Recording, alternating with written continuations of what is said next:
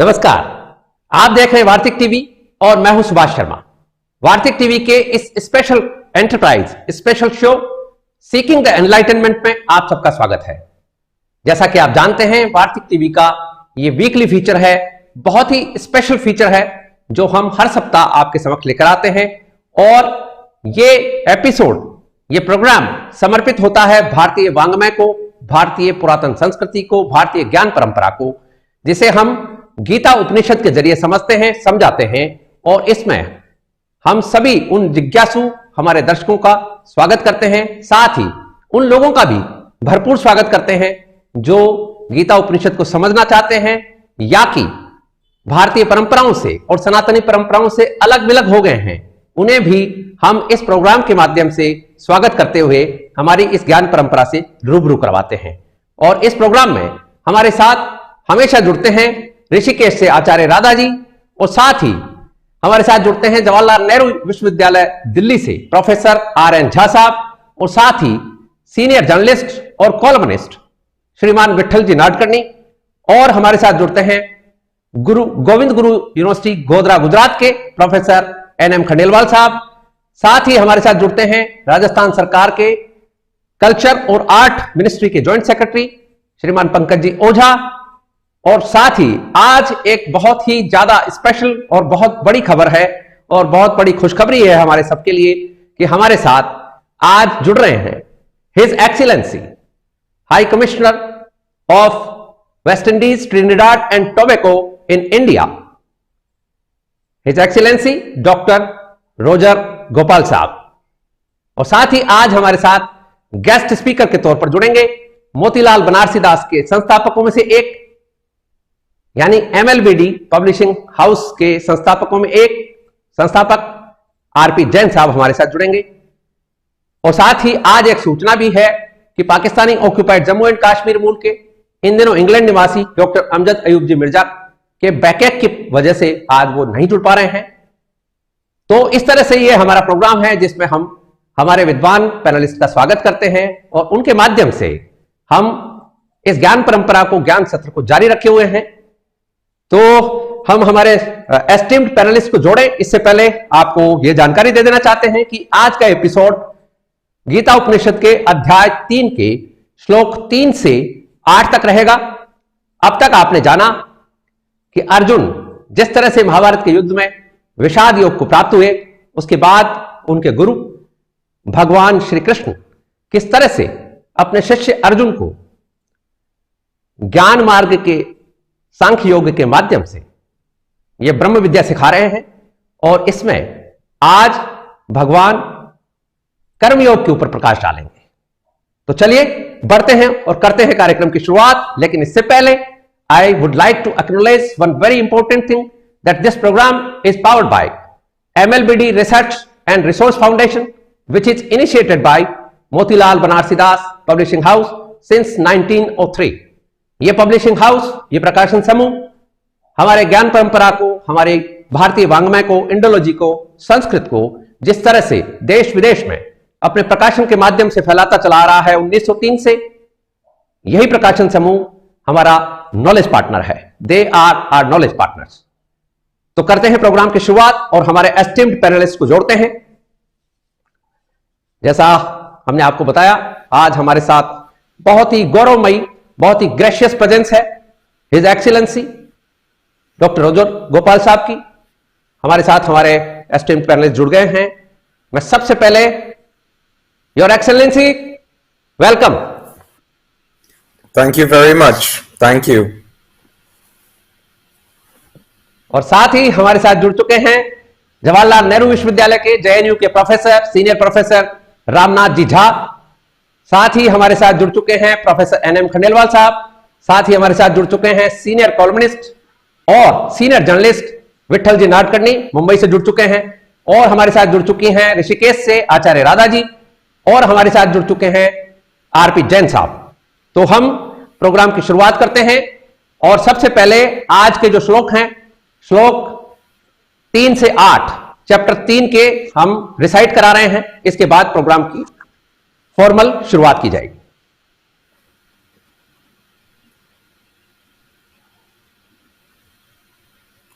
Shri Bhagavat Lokesmin vividha nishta pura prokta maya naga jnana yogena sankhyana karma yogena yoginam na karmana manarambhan nishkarmyam purushoshnute na cha sanyasanadeva siddhim samadhigacchati न ये कश्चित् क्षणमपि जातु तिष्ठत्य कर्मकृत् कार्यते वशः कर्म सर्वः प्रकृतिजैर्गुणैः कर्म इन्द्रियाणि संयम्य यास्ते मनसा स्मरन् इन्द्रियार्थान् विमूढात्मा मिथ्याचारः उच्यते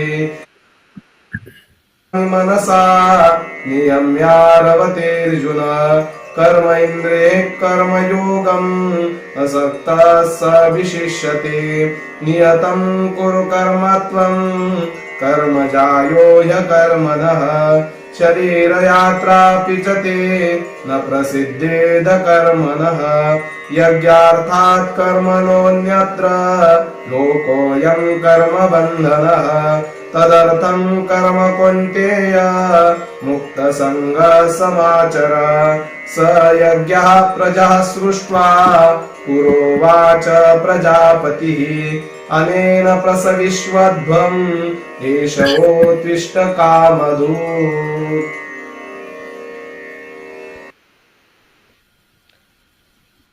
Your Excellency, with your presence and with your permission, we are going to start our program.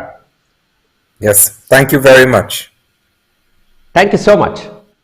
तो अब मैं चाहूंगा औपचारिक शुरुआत आचार्य राधा जी से की जाए. Hari Om. I welcome you all to the beautiful set we have today. Very nice set, Sharma ji. Thank you.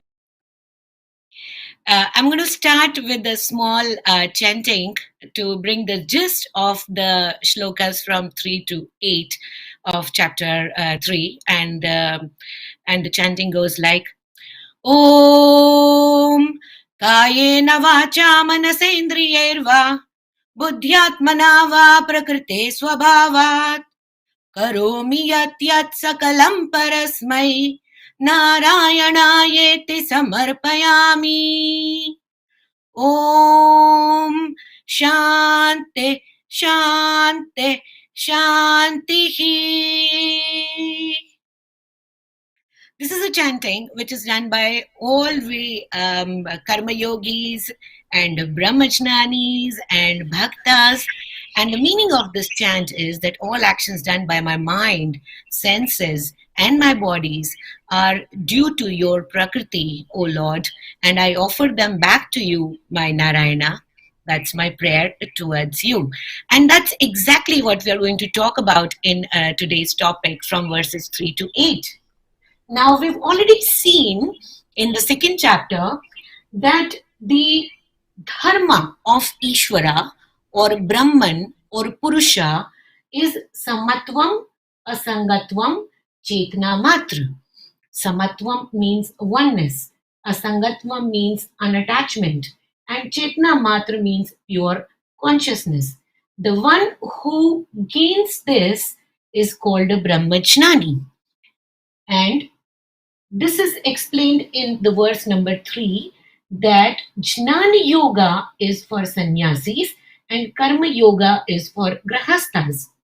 Jnana Yoga is when you become a witness of whatever you do, all your actions and everything that is done through your body, mind, intellect, your senses. Karma Yoga is when the actions are done without attachment. I would, according to the verse number 4, I would rather call it Jnana Pradhana Yoga instead of Jnana Yoga, because a Jnani cannot avoid doing karmas. I would also call it Karma Pradhana Yoga, because a Karma Yogi cannot gain Jnanam without doing karma. Karmas cannot be evaded by a Jnana Yogi or a Bhakta Yogi or Karma Yogi, as we know that.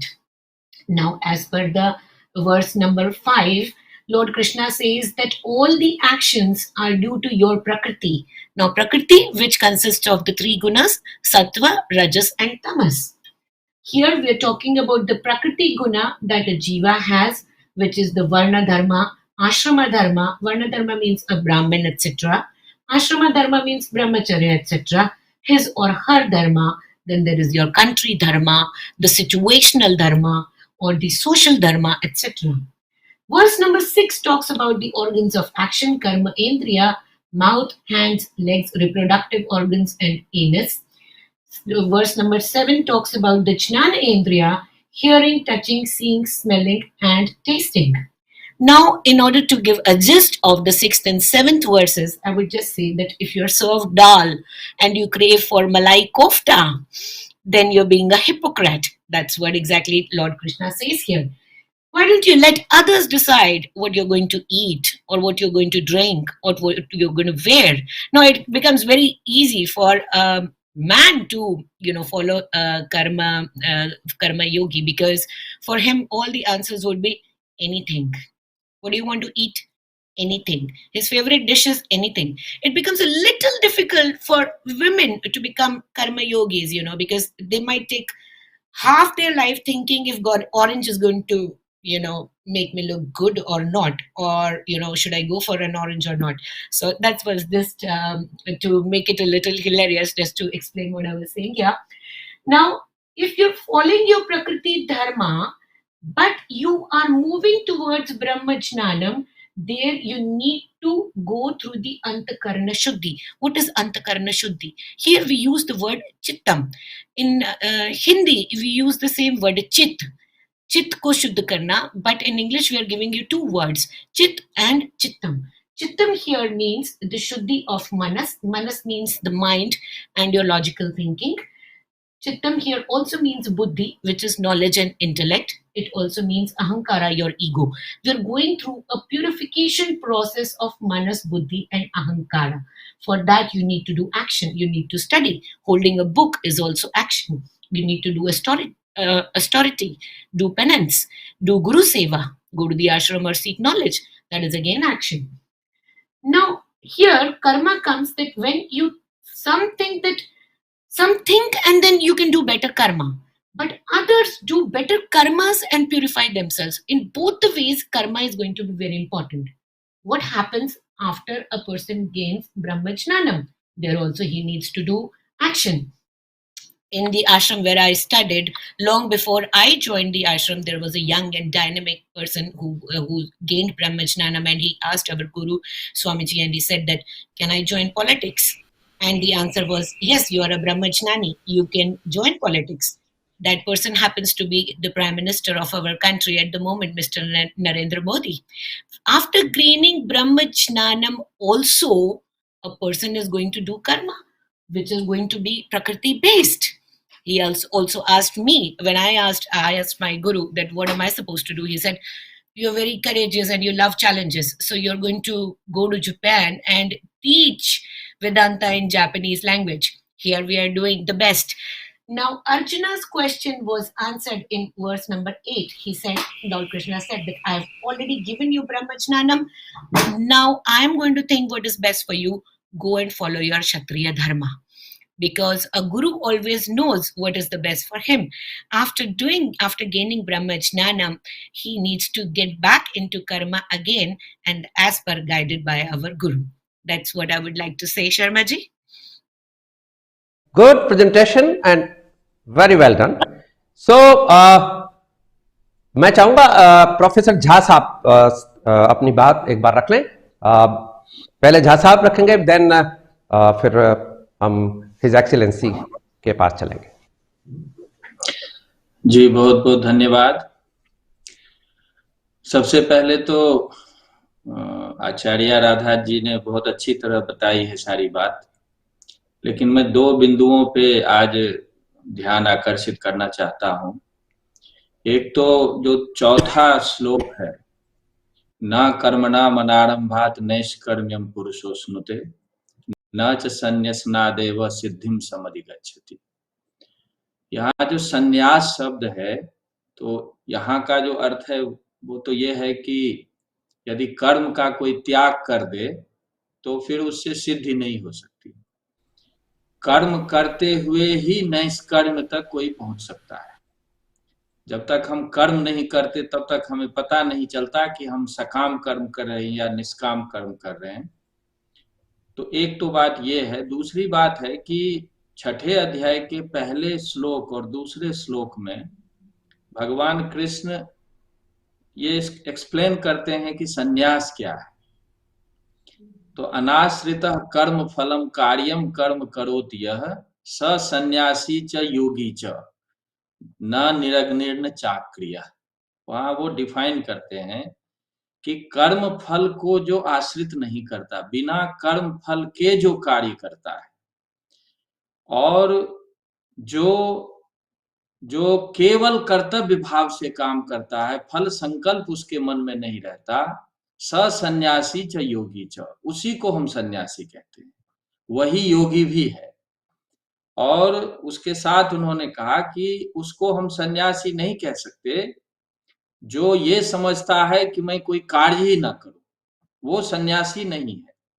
दूसरा, वो भी सन्यासी नहीं है जो निरग्नि हो। निरग्नि जो एक अपने यहाँ टेक्निकल टर्म है कि जब गृहस्थाश्रम शुरू होता है तो 3 प्रकार की अग्नि की चर्चा है, जो गार्हस्थ्य अग्नि और दक्षिणाग्नि, आहवनीय अग्नि। तो सन्यासी जो विधिवत सन्यास लेता है वह इन तीनों अग्नि को छोड़ देता है।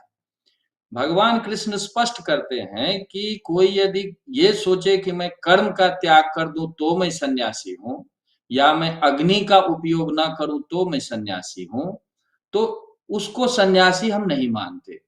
सन्यासी तो वही है जिसका फल संकल्प ही ना हो, कर्तव्य भाव से कार्य करे, फल के बारे में उसके मन में कोई बात ना आए। फिर अगले श्लोक में इसको और अच्छी तरह स्पष्ट करते हैं कि यम संन्यास मिति प्राहु योगम तम विद्धि पांडव। जिसको तुम संन्यास समझते हो उसी को योग समझो। संन्यास और योग में कोई अंतर नहीं है। न य संन्यस्त संकल्पो योगी भवति कश्चन। वस्तुतः जिसके मन में फल का संकल्प ही ना आए उसी को सन्यासी कहते हैं, उसी को योगी कहते हैं। आचार्य शंकर इसको और अच्छी तरह से बताते हैं कि फल संकल्पस्य चित्त विक्षेप हेतुत्वात्। जैसे ही हम फल के बारे में सोचना शुरू करते हैं तो हमारे अंदर उद्विग्नता शुरू हो जाती है। मैंने ये काम किया, मुझे इस तरह का फल मिलना चाहिए। और यदि इस तरह का चिंतन प्रारंभ होता है तो हमारी शक्ति आधी हो जाती है, हमारे अंदर बेचैनी आ जाती है। तो ये जो एक साइकोलॉजिकल प्रॉब्लम क्रिएट होता है, भगवान कहते हैं कि सबसे पहले तुम उससे बचो। क्योंकि यदि तुम कर्म फल के बिना यदि कार्य करते हो तो जो फल मिलना है वो तो मिलेगा, लेकिन तुम्हारे अंदर उद्विग्नता नहीं आएगी, तुम्हारे अंदर बेचैनी नहीं आएगी। क्यों? क्योंकि तुम्हारे हाथ में फल नहीं है। और इसका सबसे अच्छा जो उदाहरण है, जैसे दूसरे अध्याय में हमने पहले चर्चा की होगी कि जब भगवान कहते हैं कर्मण्येवाधिकारस्ते मां फलेषु कदाचन मां कर्म फल हेतुर्भु माते संगोष्ठ कर्मणि, कि तुम कर्म ही कर सकते हो, फल में तुम्हारा अधिकार नहीं है।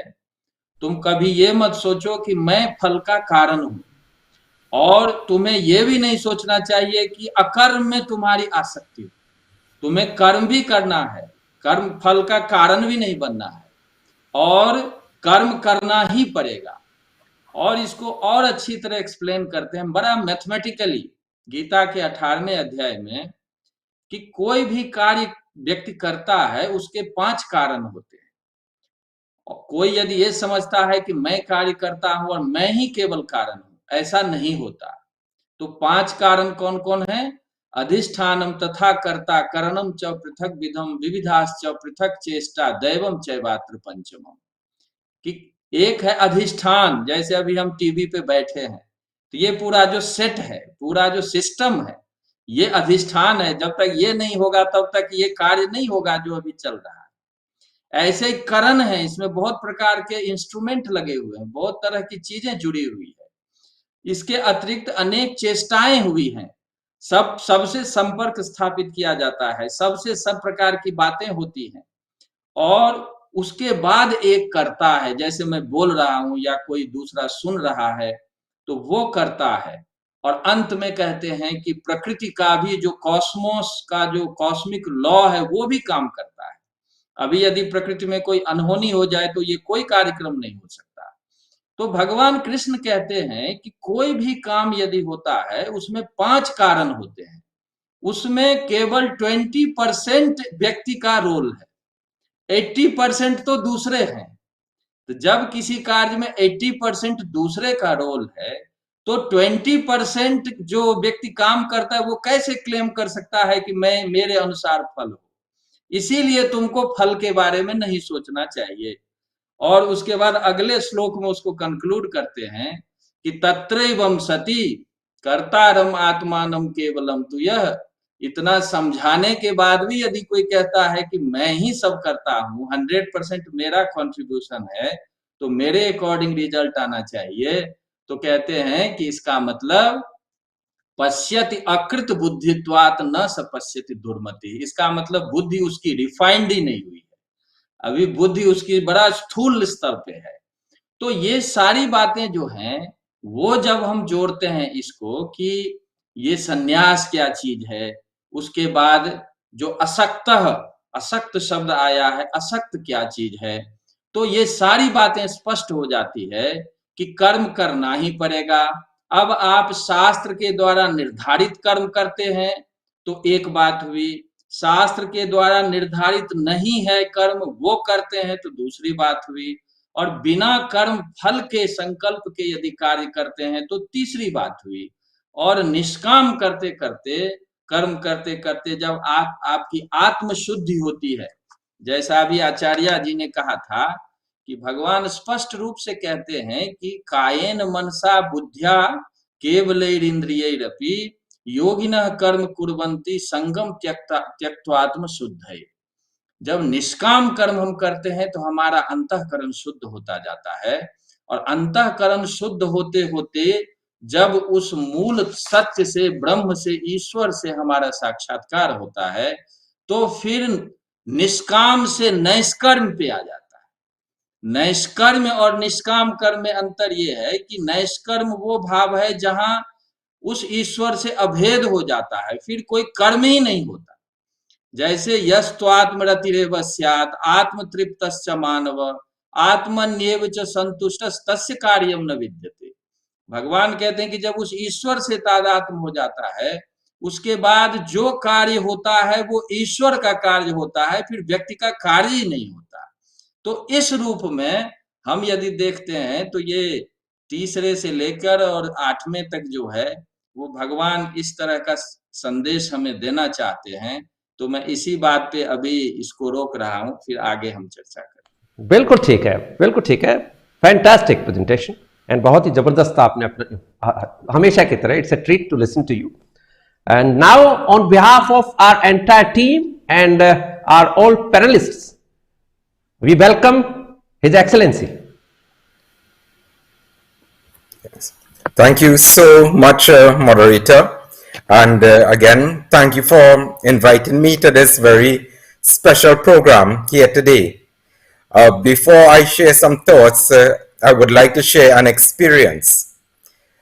I actually never grew with Eastern philosophy as my foundation. I grew with Western philosophy as I grew in the Western part of the world. And it was during my late teenage years, I wondered so much about the history of my own motherland, the land of my ancestors. I decided that I will begin some studies on literature that came from my own traditions. Why should I know about Socrates? Why should I know about Aristotle, but yet not know about Adi Sankaracharya? Why should I know about other philosophies and religious texts, about the Epicureans and Stoic philosophers, and yet not know anything about the Bhagavad Gita or about the entire Mahabharat? Why should I not know about Vedas and Upanishads? And I opened the pages of the Bhagavad Gita and a commentary done by Swami Chinmayananda, and I started reading. The pursuit was first intellectual, and that was the perspective that I took. It was more academic, only to realize that the greatest philosophies that also touched the greatest esoteric psychology was found in the pages of Bhagavad Gita. It was beyond anything that I've ever read or that I've came across in my life before. And I dedicated myself to start studying this Gita no longer as a simple intellectual objective experience, but more as a subjective experiential truth where one can understand the purpose of their very existence. When we look at Gita as a whole, we understand Gita basically in 3 words: that I am. The entire philosophy of Gita from the first verse to the last verse centers around that concept of that I am. We know in the beginning chapters of Gita that Arjuna fell in a state that was very neurotic. He had lost his mind, or as we say in the Western world, he had become insane. He started uttering questions that only recommended the divine words of the Lord that would bring some form of sensibility to insensibility. Herein, in chapter 3, is a passage where Karma Yoga is discussed. But I must admit, in the Western world, the concept of karma is very much abused. There's a much misunderstanding and incomprehension of what karma yoga is. The chapter starts with a discussion, more so a question by Arjuna, again in his neurotic state, about what is the difference between karma and action, that is, and gyan, knowledge. And the Lord decided to answer. When we look at verses 4 to verse 19, we see that Bhagwan Krishna pursued more of an intellectual response first before he went into the spirituality and the experiential reality of his discussion. He started, Bhagwan Krishna that is, by addressing the concept of what action means. And action was attached to the subject of the actionless, which means that it is possible to have actionless action and yet not be a contradiction in terminology, nor a contradiction in understanding. What does it then mean? In the world at which we live in the world of our objective realities, we are faced with many stimuli. Our sense organs respond to this stimuli. And if we are not in the state of awareness, then from outside in, action is then oriented, meaning that our senses then control our emotions, which then control our mind, then which control our vasanas, our desires. What then takes place is that we fall into a constant cycle of which we cannot escape, because as more desires are formed, then we engage again to satisfy the stimulus, satisfy the sense organs, satisfy the emotions, satisfy the mind. More desires are then created, more vasanas, and we continue in the cycle from age to age, janam to janam. Krishna, in addressing Arjuna, he said that one must be in that state of the actionless action. Upon the realization that we are not body, nor are we mind, nor are we intellect, but we are that unchanging reality. We are that supreme self. And from that understanding of the deeper consciousness, that divine consciousness, once the stimuli of the objective world exist, and we are able to respond from inside out, then we are able to break that cycle of the vasanas.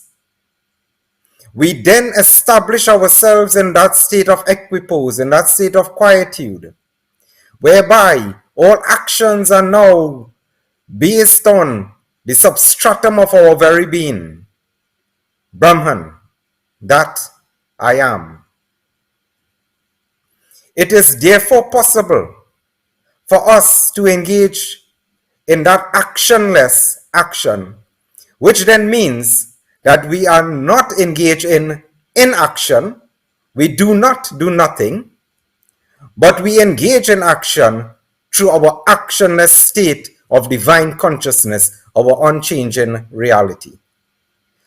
The basis of enlightenment, the basis of our God realization. These are the words that will guide us, the words of Bhagavan Krishna himself. I offer these words as we continue our journey on this path of understanding this great book, this great philosophy, this great esoteric psychology we call the Bhagavad Gita, the song of the Lord, the book of the ages. Dhanyavad. Wow, what a deep understanding and deep analysis. Wow. Thank you. Well, very well done. Very fantastic presentation. Mind-boggling and mind-blowing. I would rather say it was really, it will teach our people how to speak and how to analyze the things in a deeper way. Your Excellency, we would like to request you to stay with us till next round. Yes, I will. Yeah. Thank you so much. So, अब हमारे साथ असल में जुड़ तो चुके हैं पंकज जी ओझा। पंकज जी ओझा आज राजस्थान के ऑनरेबल चीफ मिनिस्टर के साथ में महात्मा गांधी की आज के इस दिवस को लेकर एक कार्यक्रम में मॉडरेटर थे, एंकरिंग कर रहे थे, इसलिए आज थोड़ा सा पंकज जी को विलंब हुआ है। लेकिन पंकज जी आपको मैं नेक्स्ट मैं लूंगा, लेकिन इससे पहले मैं चाहूंगा विठल जी नाडकर्णी से कि वो अपनी बात एक बार कह लें। Yeah. Thank you. Am I audible? Yeah, loud and clear. Are you? Yeah. Okay. In our last episode, we had decided to take some comments forward. So I remember speaking about Duryodhana as an emblem of a non-seeker versus the supreme seeker, the archer Arjuna. In this round of our discussions, I would like to look at allied seekers, both going for the same goal. As Acharya ji explained so beautifully at the outset, one path goes through the Sankhya Yoga of knowledge. What the Lord says in the third verse, Jnana Yogena Sankhyanam. Another through the yoga of action, Karma Yogena Yoginam. You find this dichotomy which the Lord enunciates in the third verse as Vividhanishta, which he says he enunciated in the days of old, Pura Prokta Maya. And as Professor Jha, with his usual lucidity, explained in the fourth verse, the Lord elaborates that one cannot achieve freedom from karmic action merely by sitting and refraining from work. Na karmana anarambham nashkarmyam purusho shrute. Here, may I, with your permission, add another clarion call to action. You find it in the Panchatantra, composed by that master storyteller Vishnu Sharman, who gives us a graphic image of the king of the beasts lying fast asleep under a tree and snoring, not roaring, mind you, with his slavering jaws gaping wide. And what does Vishnu Sharman tells his acolyte? Sleeping lions do not catch antelopes. Nahi suptasya simvasya pravashanti mukhe mruga. The moral of the sleeping lion is that only by action, and really by mindful action, are goals to be attained, and not by running around in mental chariots of fantasy. So this is that famous verse which is worthy of being, enshrined in our institutions of instruction and industries and what have you. Udyamena hi siddhyanti karyani namanorathe. So only by udyama, not by manoratha.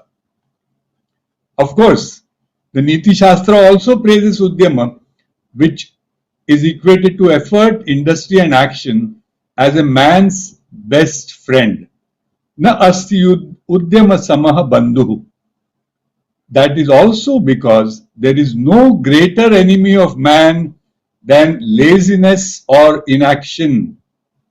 So the take-home message of all these verses is, whomsoever is active or dynamic, with the right attitude of course, never perishes.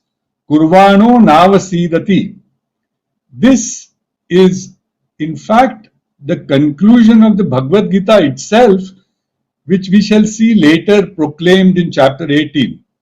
Yatra Yogeshwara Krishno Yatra Partho Dhanurdhara Tatra Shri Virjayo Bhutir Dhruva Nitir Mati Mama. ये जो बोलते हैं, wherever the Lord is, there is enthusiasm and lack of indolence as described by the Panchatantra. Where you say where there is utsaha and there is alasya vihinata, there is bound to be success. This can lead to that beautiful concept of Shri and Vijaya being together. So, Vinaya Vikrama Sanyogam Tatra Shri Chala Dhruvam. That is the way the other text says. Where you have modesty and also Vikrama, not sitting by quietly, you have the conjugation of modesty and courageous action, there is bound to be steadiness of prosperity and success. Now, having said all this, I would like to submit a few cautions or caveats, if we have time. Yeah, in our own age, we equate yoga almost exclusively with the body and the cultivation of the senses. What the Hatayo Pradipika calls as Tairyam Arogyam Cha Angalagavam. And if we go by this purely somatic or body-centric approach, we are sometimes likely to exclude or downgrade the mind and the attainment of self-knowledge through meditation. Furthermore, I am afraid this would only confirm and perpetuate the mind-body divide that you find in the classical Western or Cartesian manner. More fundamentally, it also undermines the Enlightenment project itself, which is essentially holistic and integrative in nature.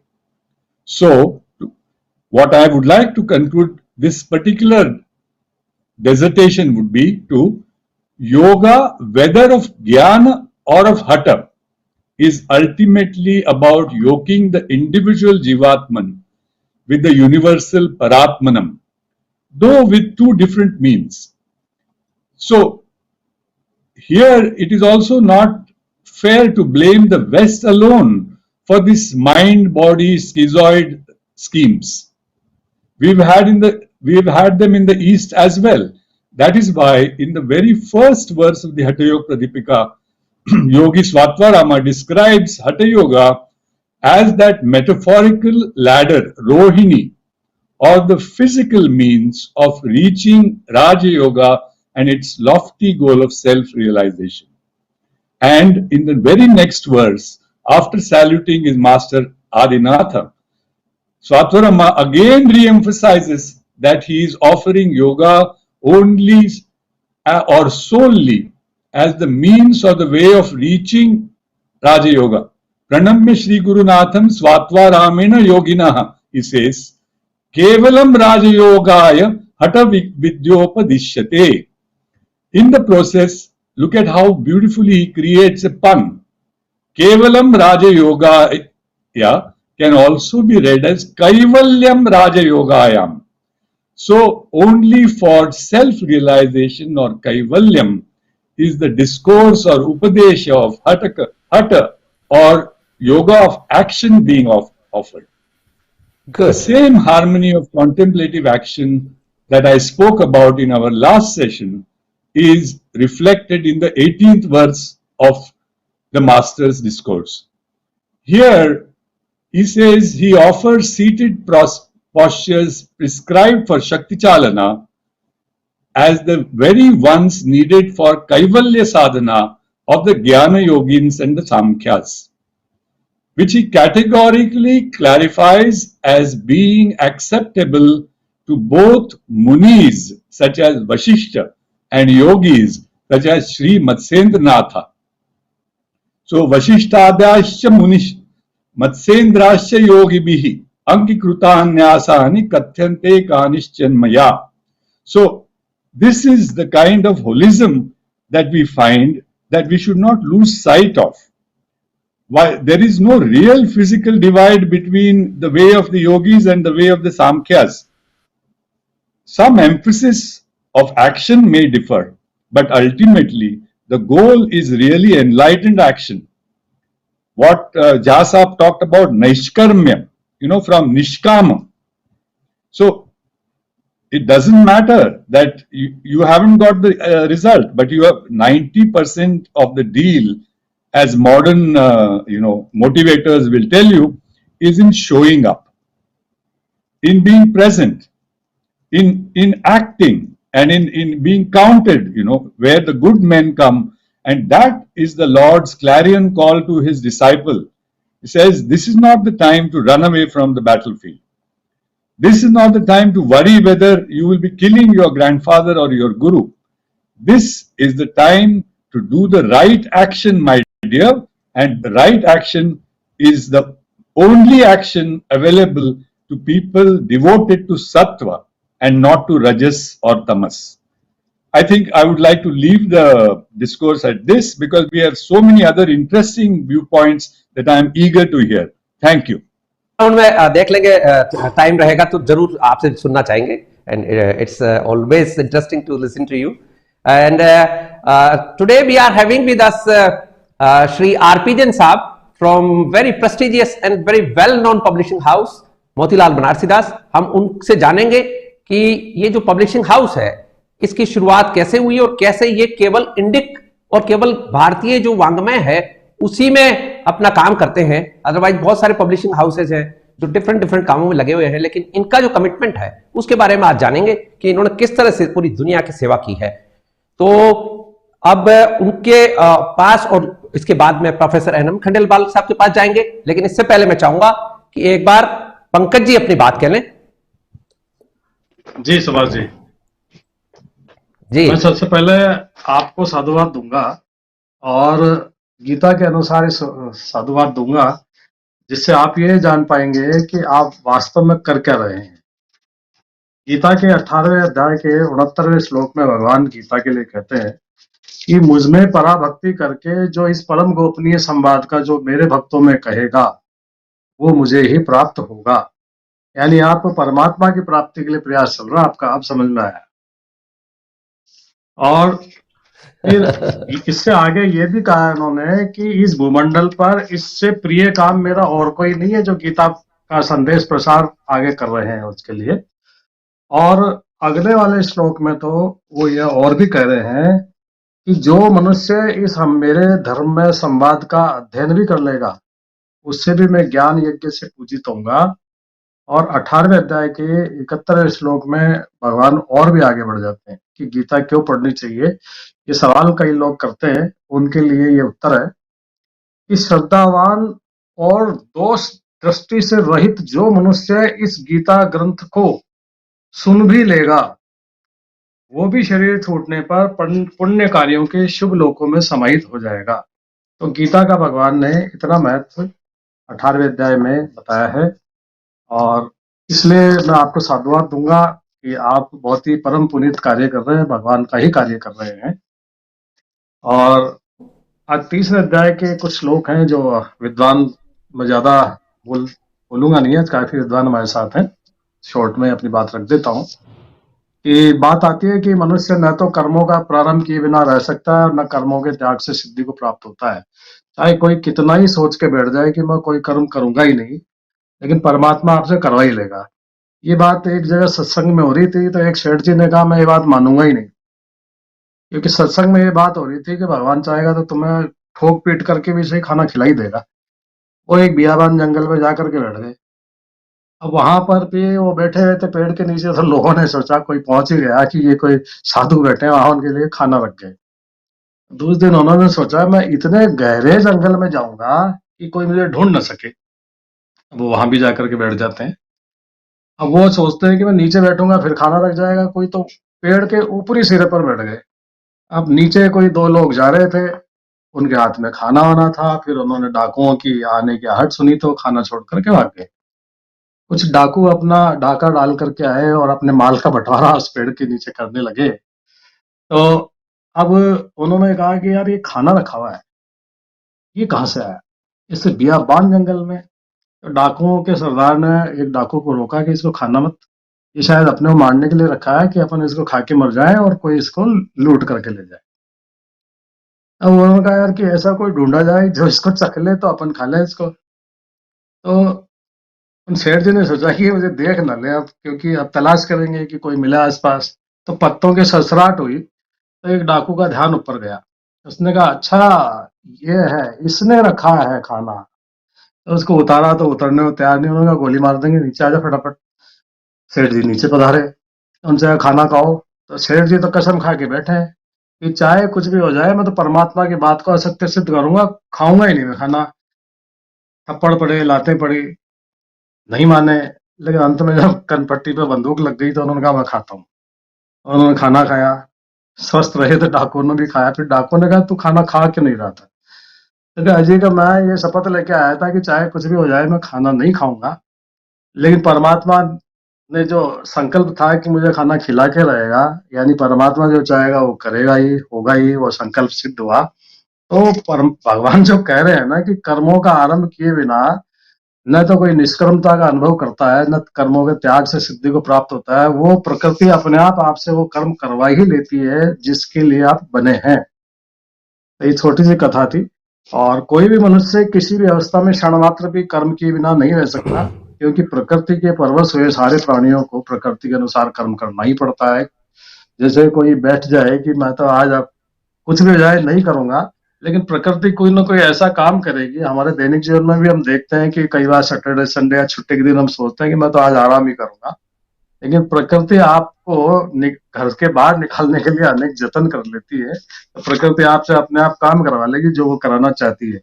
जैसे सुभाष जी पत्रकारिता के क्षेत्र से चलते चलते आज अध्यात्म के क्षेत्र में आ गए, और इनकी छवि भी वो लगता है जैसे कोई संतत्व ले हुए एक संत हमारे सामने बैठे हों, और पीछे भगवान कृष्ण की तस्वीर से भी यही प्रतीत हो रहा है। तो अगला श्लोक ये है कि ये भगवान कहते हैं कि कर्मेंद्रियों को रोक करके मन से जो इंद्रियों का और विषयों का चिंतन करते हुए बैठता है, यानी कि कोई बैठा तो है कि अध्यात्म के लिए, साधन के लिए, और विषयों का वो चिंतन कर रहा है, तो ऐसा मूर्ख व्यक्ति जो है मिथ्याचारी है और पता नहीं कौन सा आचरण कर रहा है, न तो इस लोक को पा रहा है और न परमात्मा को प्राप्त कर रहा है।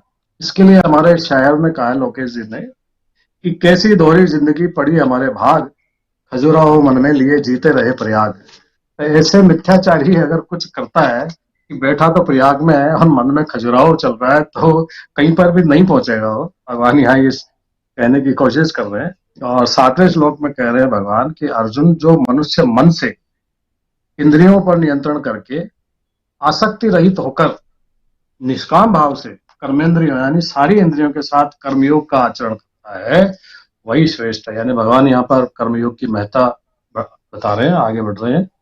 बस मेरा यहीं तक रखूंगा, आगे नेक्स्ट। बिल्कुल बिल्कुल, नेक्स्ट राउंड में आप पूरा करना। तो अब हम चाहेंगे खंडेलवाल साहब भी इसी तरह से निर्वहन करते हुए समय का अपनी बात रख लें। मैनेजमेंट के बहुत ही सीनियर प्रोफेसर एनएम खंडेलवाल। आज आपने टाइम मैनेजमेंट की टास्क दे दी उनको। जी नमस्कार, जय श्री कृष्णा। जय Shri Krishna.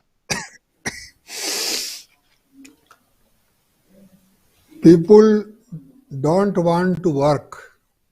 This is the usual complaint of all managers, leaders. Our present Prime Minister Narendra Modi was Chief Minister of Gujarat prior to this responsibility. There he used Bhagavad Gita's Karma Yoga. So he started Karma Yogi program for all the bureaucrats of his secretariat. So training was arranged there for all officers and other workers that what is Karma Yoga. After becoming Prime Minister, whether he has any plans to start this on a bigger scale or not, I don't know. But he is a person who has actually used Gita as Chief Minister to improve the productivity and performance of his people. Similarly, we know that he is almost a Karma Yogi by his own performance, who can devote 16 to 18 hours a day for doing service of people. Now, in management field, first thing is this, that one should attentively, with full concentration, listen to what Guru or what his boss says. Arjun's problem started with his lack of concentration actually. There was no point in raising this issue had he been very attentive to what his teacher or mentor Lord Krishna was saying to him in 2nd chapter. But anyway, this happened. Then Krishna has made it very clear to him in Slok 3 that for Sankhya yogis, Gyan Yoga is important, and for yogis, the Karma Yoga is important. But there is common goal in both, that through Gyan Yoga also, Sankhya Yogi will also attain the evenness of mind or mental equilibrium. He will not be disturbed by duals in life like failure or success, gain or loss, pains and pleasures. All duals will not be relevant for a Gyan Yogi. So evenness of mind will be there. Lord Krishna explains that the same is the goal of Karma Yoga also. Karma Yoga means Anasakti Yoga. Without any attachment, we are working, we are not attached to fruits, outcome, etc. Now, in management field, we have a problem that whole Western education of management is driven by the material objectives of life. People work for money or material benefits. People work for name or fame. So even Acharya Chanakya has stopped there only. He has classified people into three groups and he has given motivational tools for each group. But when we go through these verses of Gita, we find that Lord Krishna has given a very creative and innovative solution to the problem of poor work ethos or discipline in the organizations.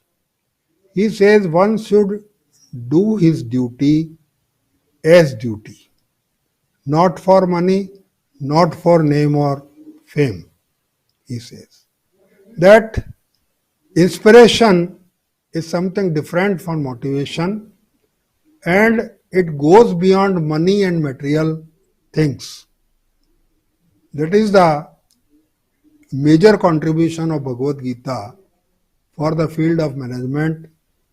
But I am sorry to say, most of the leaders and managers talk about it, but they find it very difficult to put it into practice due to several limitations that is there. So change may come, but we have to observe patience and we have to make repeated efforts to practice this thing given by Lord Krishna. In Slok 4th, he says, without doing karma, nobody can remain. And that is very true. Even if we sit idle or if we sleep, even then it is a karma. Some action is involved in that also. So we can't say that I am not doing anything. No, you are doing something. You are sleeping. You are sitting idle. So you are doing something, whether it is permissible under rules of the organization or not. That is there, that where you should sleep, when you should sleep, when you should sit idle, and when you should be active. So things are provided in code of conduct, rules, etc. in management field. So one employee was caught because he was playing game of cards during office hours. So he was suspended on this account. He was doing something, but it was not permissible. So Lord Krishna says that we have to start work in order to reach the goal of akarma. निष्कर्म means अकर्म. कर्म में अकर्म किस प्रकार से आ सकता है, ये एक philosophical concept, unique philosophical concept है जिसको हमें समझना पड़ेगा. अकर्म कब होगा, जब अपने में कर्ता भाव नहीं हो. कर्ता भाव का आई एम डूइंग ऐसा उसको ईगो नहीं होना चाहिए, पहली बात. दूसरी बात ये, खंडेलवाल साहब नेक्स्ट राउंड में आप इसको कंप्लीट कर लीजिएगा. अभी हम इतना ही लेते हैं. और आज हमारे साथ फर्स्ट टाइम जुड़ रहे हैं आरपी जैन साहब. उनसे एक बार हम, उनका अभी एक भी राउंड नहीं हुआ है, तो पहला उनसे आज वो गेस्ट स्पीकर के तौर पर हैं, तो उनसे हम पहले बातचीत कर लेते हैं, सुन लेते हैं. जैन साहब स्वागत है, वेरी वार्म वेलकम. तो जैन साहब मैं आपसे जानना ही चाहूंगा असल में, तो वैसे तो आप अपनी बात रख लेंगे, मैं बता भी चुका हूं आपको. हम वही चीज आपसे जानना चाहते हैं कि ये जो संस्कृत वांग्मय को लेकर आपके पूर्वजों से लगाकर अब तक आप उस परंपरा को, उस ट्रेडिशन को निभाते आ रहे हैं, इसके पीछे कमिटमेंट जो है आप लोगों का, वो भी हमारे व्यूअर्स को, और जिस तरह से आप लोगों ने शुरुआत किया, थोड़ा सा उसके ऊपर भी आप बताइए. जी जैन साहब.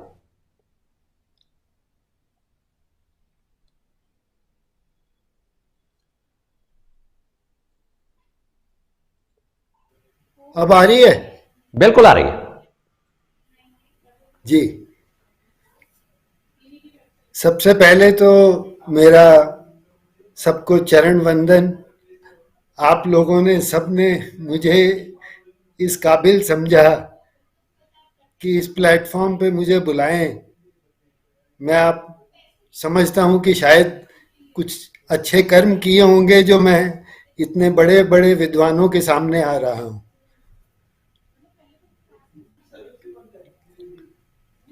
स्वागत है मोतीलाल आपका। बनारसी जी, मोतीलाल बनारसी दास की शुरुआत, इसको शुरू करने वाले जिन्होंने किया था उनका नाम था मोतीलाल जैन, जो इसके फाउंडर थे।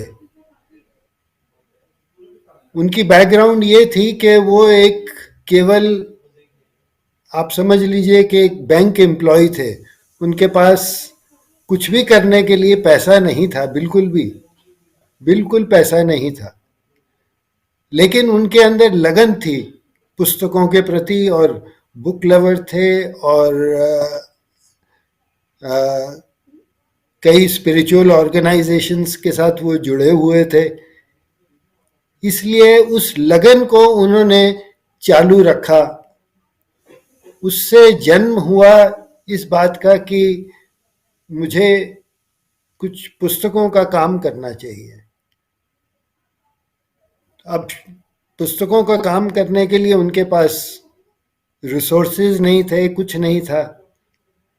तो उन्होंने अपनी पत्नी से कुछ पैसा मांगा, और उनकी पत्नी जो थी वो सॉक्स बुना करती थी।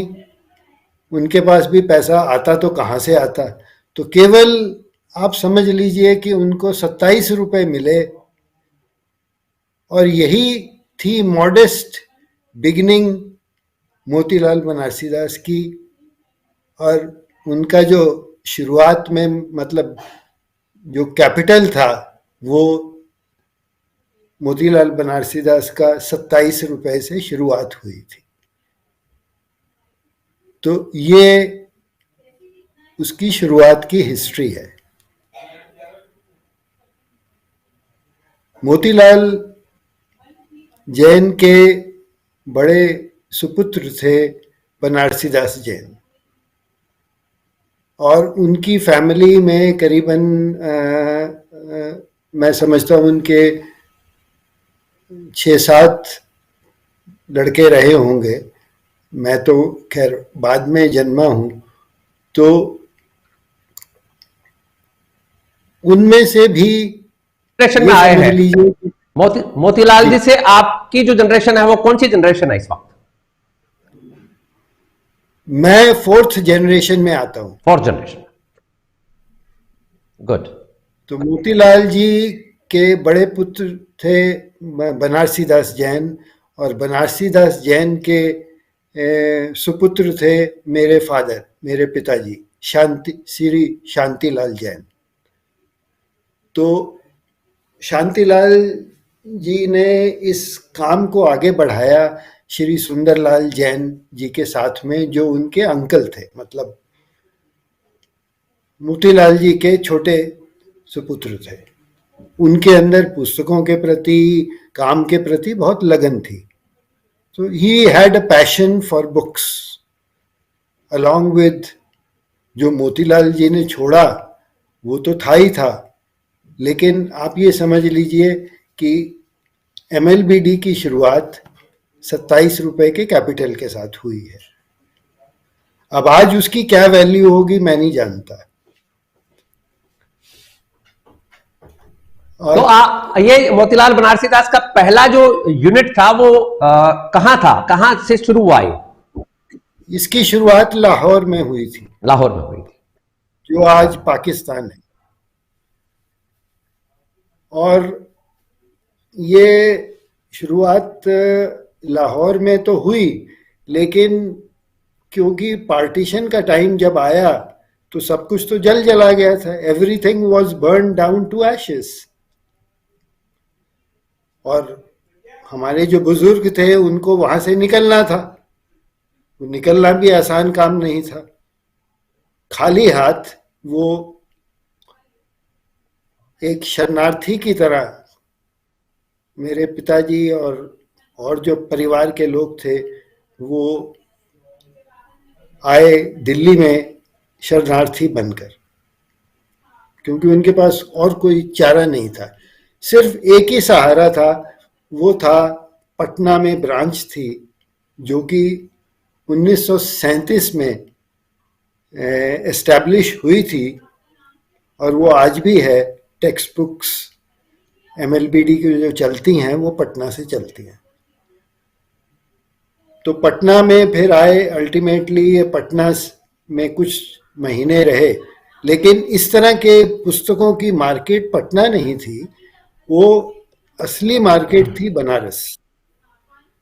तो कुछ महीनों के बाद उनको शिफ्ट करना पड़ा, तो उन्होंने फिर शिफ्ट किया बनारस।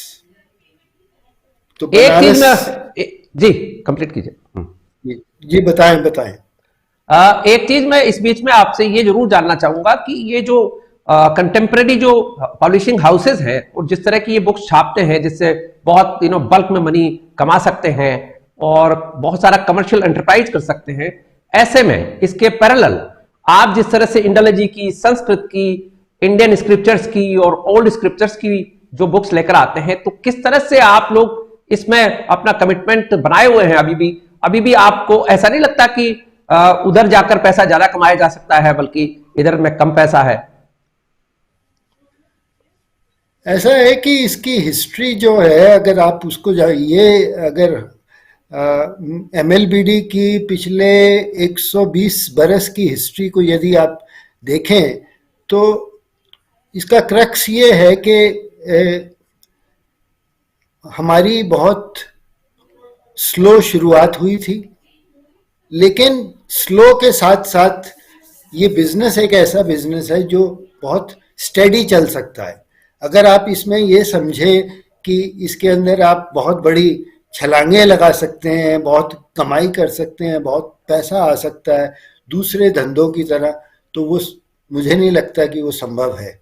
लेकिन इसके अंदर यदि इंसान की पेशेंस है और इंसान के पास सहन शक्ति है हर चीज को समझने और चलाने की, तो भले ही ये चल सके। फैंटास्टिक। इसलिए आज आप देखेंगे, आज के जमाने में आप ये देखेंगे कि इतनी स्पेशलाइजेशन को लेकर, इतनी नीश एरिया को लेकर इंसान मतलब कोई भी बिजनेस हाउस चलाना चाहे तो शायद ही मैंने देखा नहीं है कि किसी की इतनी हिम्मत होगी। छोटे मोटे पब्लिशर्स जरूर हैं जो इसको आगे बढ़ा रहे हैं, लेकिन ये इतना आसान नहीं है। और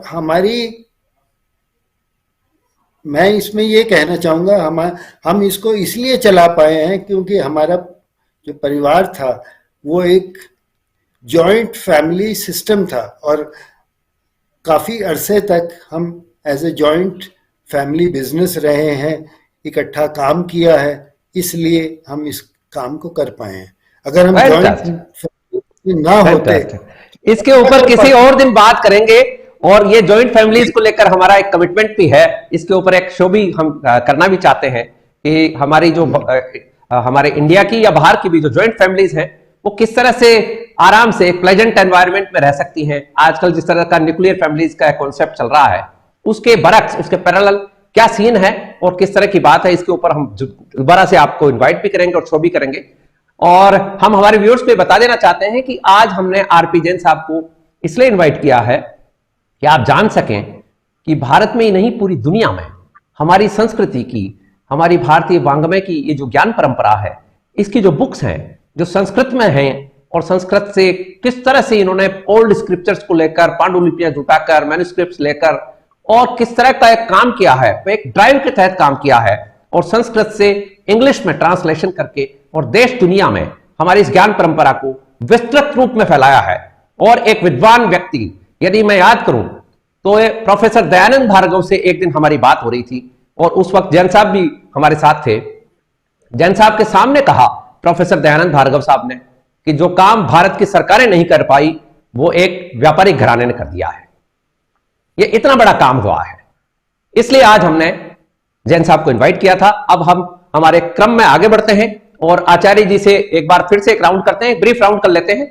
आचार्य जी, जी Ji, Subhash ji, we'll just make it quick. Picking up a few points here. Here, the first question was that when Arjuna said that I want to know what is beneficial for me. Now, Lord Krishna understood that when he says that I want to know what is beneficial for me, that means he has still not understood and he is thinking himself to be a doer. Now, since he had not understood, that is when Lord Krishna started explaining again. What happens? What is this doer thinking? Where does this come from? Now, the doer thinking comes from one point, that is that either you can be a doer or the Lord can be a doer. Unless and until you correct yourself that I am not a doer. Mukam karoti vachalam pangum langayate girim. Yat kripa tamaham vande paramananda madhavam.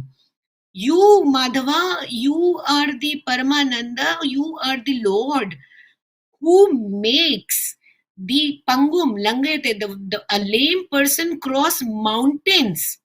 A person who is not able to speak, you can make him talk for days and days together.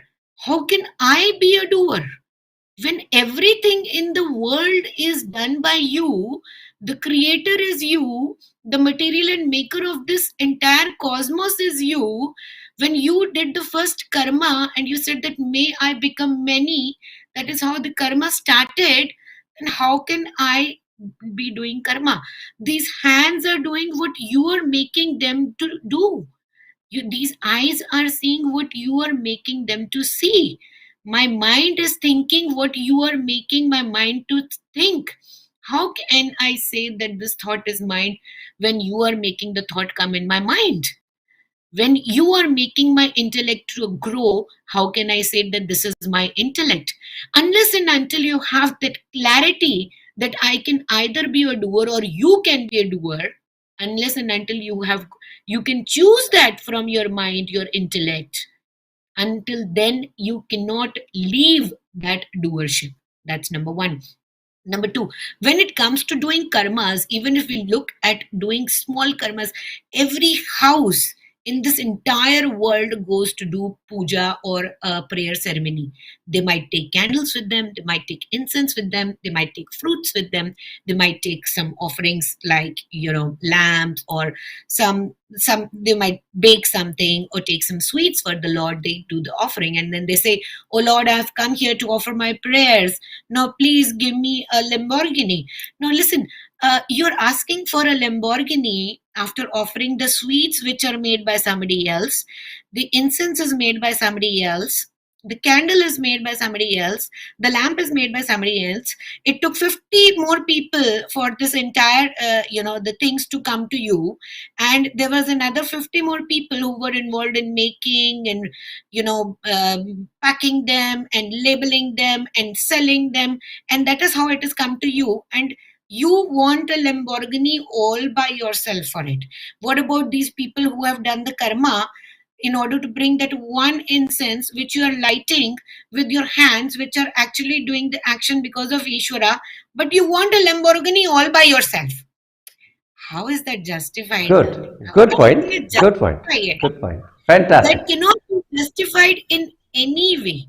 And the last point I'm going to talk about is the word sannyasa, which was used by Jha, is that sannyasa doesn't mean sannyasa ashrama alone.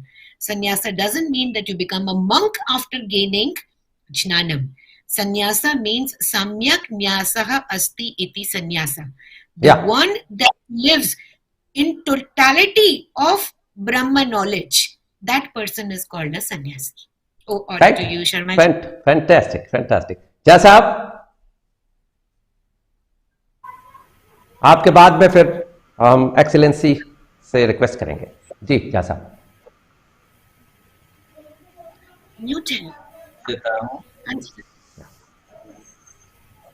जी आवाज जा रही है? बिल्कुल आ रही है।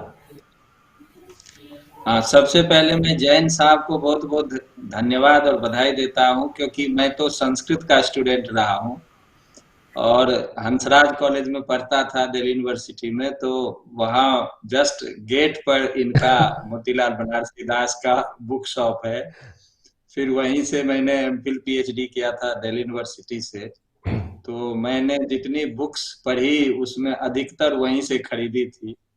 और हम लोगों फैंटास्टिक, के एक वेल डन। संस्कृत में जिसको हम एक हाई स्टैंडर्ड की बात करते हैं वो मोतीलाल बनारसी दास है।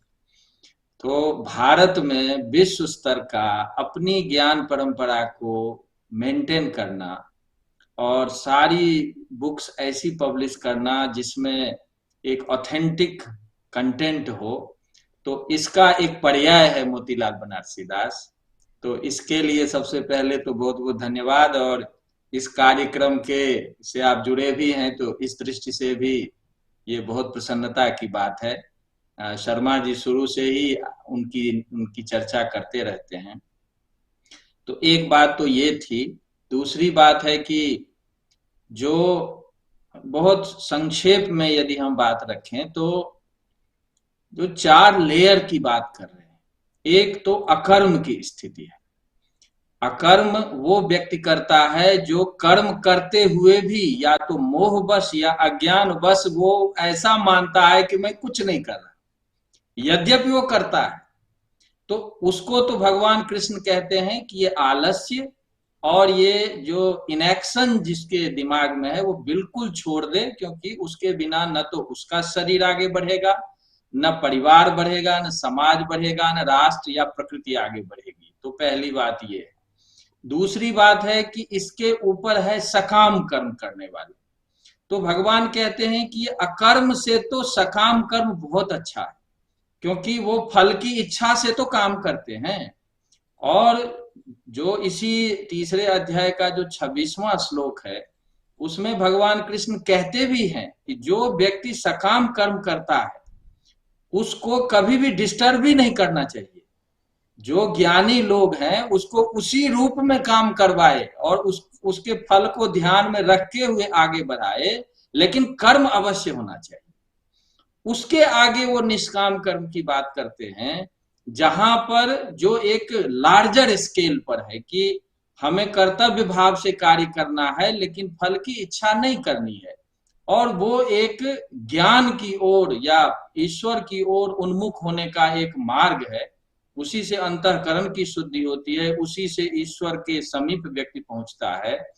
और जो हाईएस्ट स्टेट है, इसी में आइंस्टाइन का एक सेंटेंस हम बार बार पढ़ते थे कि जब 1921 का नोबेल प्राइज उनको 22 में मिला था तो वो जापान की यात्रा पे थे।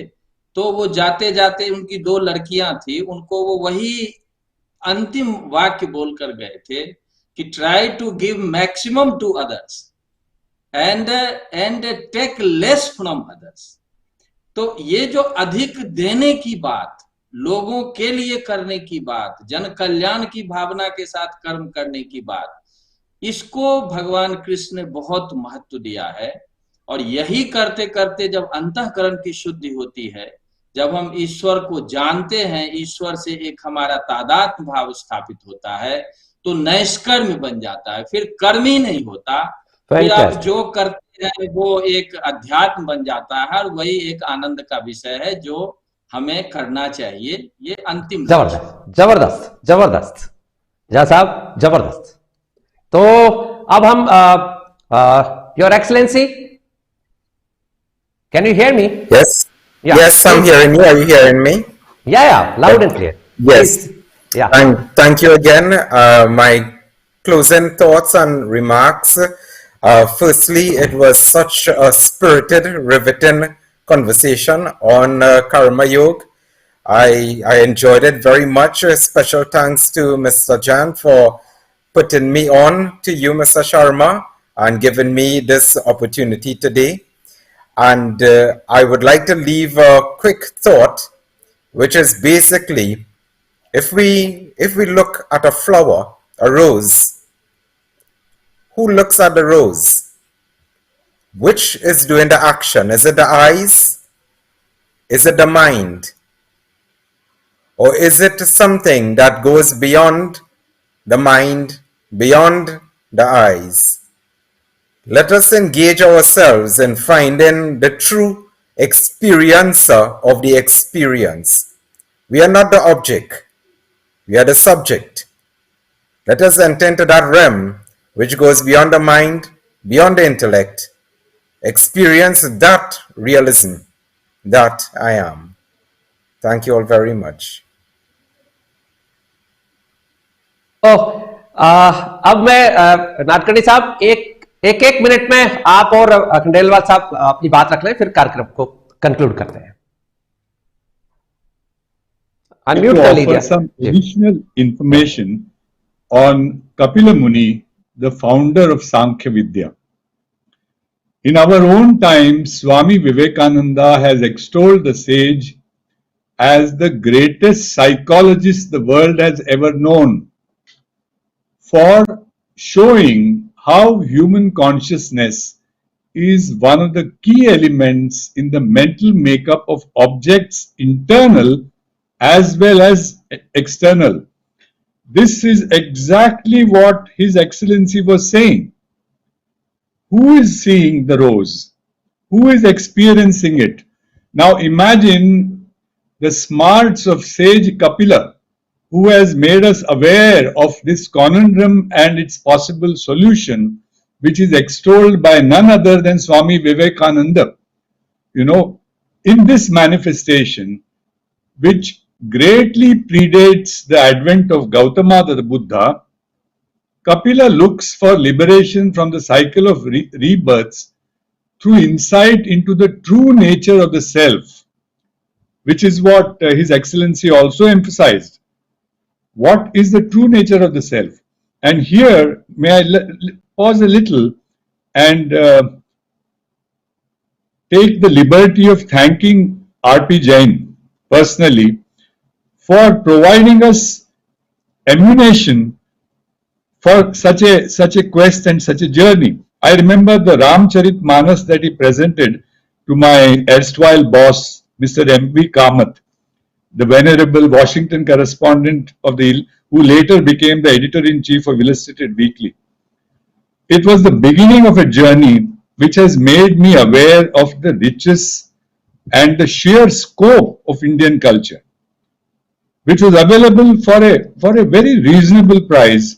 And I thank everybody in the Jain family and the Banarasidas establishment for making this possible. Especially I remember the value rendered to me by Thakur Jaidev Singh's exegesis on Kashmir Saivism, which was very important for me at a very critical juncture where we were trying to put together a series for the Times Foundation. Having said that, let me get back quickly to the Mahabharata, which extols Kapila as the knower of yoga. So he is not opposed to yoga. Contemplation is not opposed to yoga. He is a master in the science of liberation. Moksha Shastra Acharya says Mahabharata of Kapila. In a Jataka tale, the Buddha is Muni Kapila in one of his former lives. But the Kapila that we know today is world known for his association with the philosophy of rationalistic dualism called Sankhya, which literally means counting or related to numbers. The Bhagavad Gita also reiterates the vital importance of sage Kapila. As the Supreme Lord of the universe, Krishna is embodied as Kapila Muni among the Siddhas, just as he is embodied in Narada among the divine sages. As the originator of the Sankhya system of philosophy, sage Kapila is most often seen in the Indian tradition as the great liberator. He is also venerated as being heaven-born and for being endowed with self-existence. Great. In conclusion, may I say, the early Upanishads rank Kapila higher than even Prajapati and link him directly to the tawny golden Hiranyagarbha and to Shivarudra himself. And Indic tradition goes to refer to him as Ishvara Maharshi, the great seer who is the very incorporation of God. In our own age, Kapila is also said to be beyond beginning and the end of cyclic times, but I can go on and on. I would like to listen Next time. my fellow exponents of this great enchanting Vidya that is being offered today in this digital age. Thank you. Very well said. And professor Khandelwal साहब 1 minute में ही complete कीजिएगा please, time बिल्कुल हम खत्म कर चुके हैं।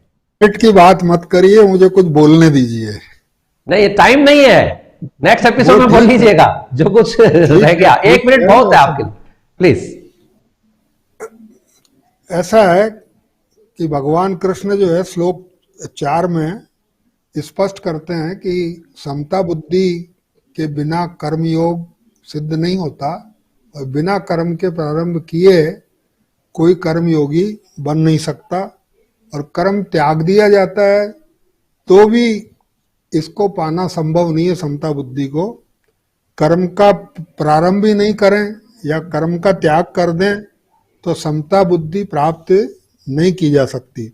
इसी तरह श्लोक 5 में वे कर्म किए बिना कोई भी नहीं रह सकता है सृष्टि में, ये उन्होंने बिल्कुल स्पष्ट कर दिया। व्यक्ति की जैसी प्रकृति है, नेचर है, एप्टीट्यूड है, एटीट्यूड है, उसके अनुसार वो कर्म करने के लिए बाध्य हो जाता है। अगर कर्म को छोड़ने की कोशिश भी करे तो वो वापस बाध्य होगा। श्लोक 6 में चुपचाप बैठे रहना भी एक कर्म है, एक प्रकार से वो कर्म नहीं करे और मन से उसका चिंतन करता रहे, तो इसको उन्होंने एक मिथ्या आचरण का, मिथ्याचार कहा है, जिससे हमें बचना चाहिए। श्लोक 7 और 8 में जो है अनासक्त भाव से निष्काम कर्म करने का उन्होंने उपदेश दिया है और कर्तव्य अपना जो है वो करे। मैनेजमेंट के फील्ड में डूज एंड डोंट्स जो है वो सभी code of conduct and discipline का भाग है। जो डूज हैं वो कर्म हैं और जो डोंट्स हैं वो विकर्म है, मतलब प्रोहिबिशंस हैं, और अकर्म की वो स्थिति है जब व्यक्ति अपने एक कर्म योगी के रूप में अपना कर्म करता है, उससे उसको मुक्ति प्राप्त होती है और किसी भी तरह का पाप या पुण्य उसको लगता नहीं है। वो एक उच्च स्थिति है मतलब कर्म की। Thank you. तो आपने सुना, ये था आज का आ रही है जी। Yes Sharma ji, one sentence. I am Those who out of want time, to please. visit, okay, you can go to Rajasthan, to Kolayat, to visit the Samadhi of Kapila Muni. That is all I wanted to say. Yeah. Please. So please bear with us. Time is out. Yeah. So आपने सुना आज का हमारा ये कार्यक्रम गीता उपनिषद के ऊपर। तो हमारे साथ जुड़े हुए थे इस प्रोग्राम में his excellency high commissioner doctor Roger Gopal साहब। Your excellency, thank you so much on behalf of our team and on behalf of our all panelists. We would like to acknowledge a very big note of thanks. Thank you. बहुत स्वागत। Thank you. And आज हमारे साथ guest appearance के तौर पर जुड़े हुए थे बहुत ही बड़े जिज्ञासु थिंकर और मोतीलाल बनारसी दास के संस्थापकों में से एक, संचालकों में से एक, डायरेक्टर मोतीलाल बनारसी दास के MLBD के, और हमारे इस कार्यक्रम के जो प्रायोजक हैं उस संस्थान के डायरेक्टर RP जैन साहब हमारे साथ जुड़े हुए थे। जैन साहब, आभार आपका। और सुभाष जी जी मैं आपका धन्यवाद। आज मैं 1 मिनट और लेना चाहूंगा कि आज कर्म फिलॉसफी पे इतनी बातचीत हुई, तो जो मैंने अपनी जीवन में जो सीखा, मैं अक्सर विपश्यना के लिए विपश्यना शिविर के लिए जाया करता था। तो उसमें जो हमारे गुरुजी थे सत्यनारायण गोयंका जी, उन्होंने बहुत ब्रीफ में उन्होंने एक्सप्लेन किया था कि कर्म आज के इस संसार में कर्म का रोल क्या है, और वो रोल मैं ब्रीफ में एक्सप्लेन कर देता हूं। मैं एक रिक्वेस्ट करूंगा जैन साहब, कर्मयोग अभी चालू है, अभी आज से शुरुआत हुई है कर्मयोग की, तो नेक्स्ट एपिसोड में आप कर्मयोग के ऊपर, हाँ नेक्स्ट एपिसोड में आप कर्मयोग के ऊपर हम आपको इनवाइट भी कर लेंगे। एंड ये हमारे लिए बहुत ही खुशी की भी बात होगी कि आप दोबारा से भी जुड़ेंगे, ये अच्छा रहेगा हमारे लिए भी और हमारे व्यूअर्स के लिए भी अच्छा रहेगा, क्योंकि जल्दीबाजी में न तो बात हो पाएगी और कर्मयोग के ऊपर भी लंबा एपिसोड चलने वाले हैं, तो उसमें हम आपसे जरूर बुलवाएंगे। तो आज के इस कार्यक्रम में हमारे साथ जी, तो आपका आज आने के लिए बहुत बहुत आभार। साथ ही हमारे साथ इस कार्यक्रम में जुड़े हुए थे JNU के प्रोफेसर RN झा साहब, ऋषिकेश से हमेशा की तरह हमारे साथ जुड़ी हुई थी पूज्य आचार्य राधा जी, और साथ ही हमारे साथ जुड़े हुए थे सीनियर जर्नलिस्ट और कॉलमनिस्ट विठल जी नाडकर्णी मुंबई से जुड़े हुए थे। साथ ही हमारे साथ गोविंद गुरु यूनिवर्सिटी गोधरा गुजरात के सीनियर प्रोफेसर NM खंडेलवाल साहब जुड़े हुए थे, और साथ ही हमारे साथ जुड़े हुए थे राजस्थान सरकार में आर्ट एंड कल्चर मिनिस्ट्री के जॉइंट सेक्रेटरी पंकज जी ओझा। आप सभी कार्यक्रम में आए, इसके लिए आपका बहुत बहुत आभार। योर एक्सेलेंसी, बहुत बहुत आभार। Thank you so much. Thank you. तो ये था आज का हमारा प्रोग्राम गीता उपनिषद जिज्ञासु की दृष्टि में। आज हमने अध्याय 3 के श्लोक 3 से 8 तक का निरूपण किया है।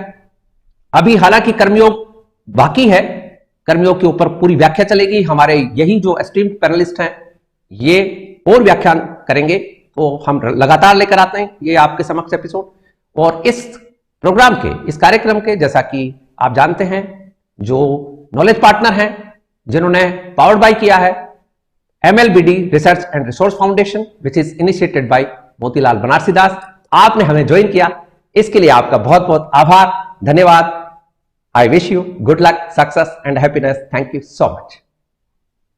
नमस्कार।